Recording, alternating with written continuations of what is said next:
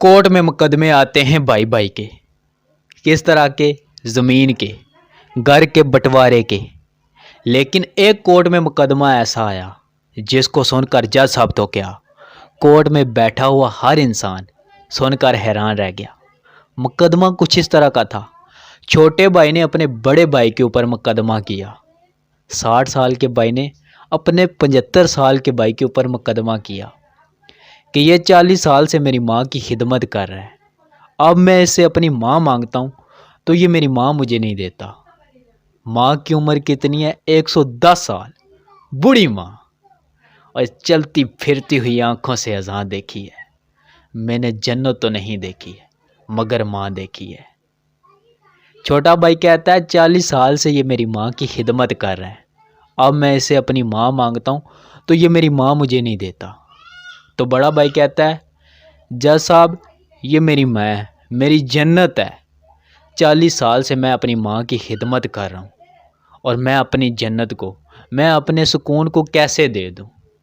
तो छोटा भाई बोलता है मेरी भी तो जन्नत है, मुझे भी खिदमत करने का मौका मिलना चाहिए। तो जज साहब कहते हैं परेशान होने की कोई बात नहीं, 15 दिन तू माँ को रख, 15 दिन तू रख, कोई भी नहीं माना। तो फिर छोटा भाई कहता है जज साहब मेरे बड़े भाई की उम्र ज़्यादा हो गई है, अब ये बूढ़ा हो गया है, ये अब माँ की ठीक खिदमत नहीं कर सकता, तो आप ऐसा करें कि माँ को मुझे दे दें। आजकल की औलाद माँ को ओल्ड हाउस में छोड़ आते हैं।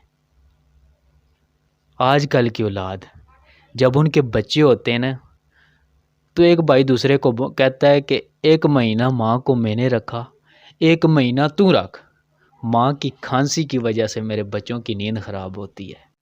आजकल की औलाद के पास हिजड़ों के नाच गाने के ऊपर, कुत्तों की लड़ाई के ऊपर उड़ाने के लिए पैसा बहुत है, लेकिन अफसोस माँ की दवाई के लिए पैसा नहीं है।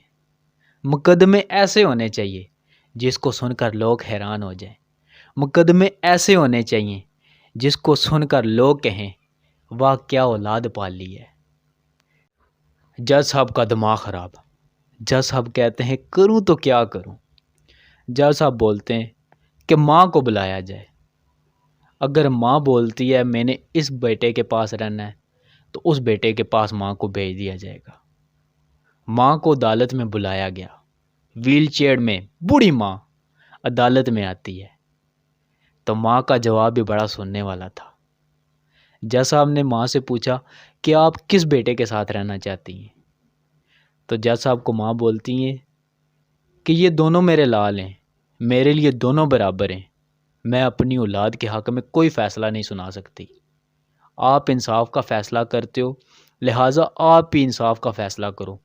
मैं इस मामले में ये दोनों अपनी औलाद के लिए बराबर हूँ।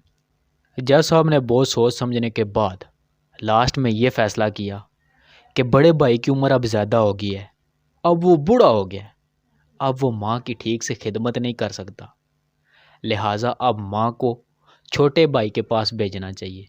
अब छोटे भाई को भी खिदमत का मौका मिलना चाहिए।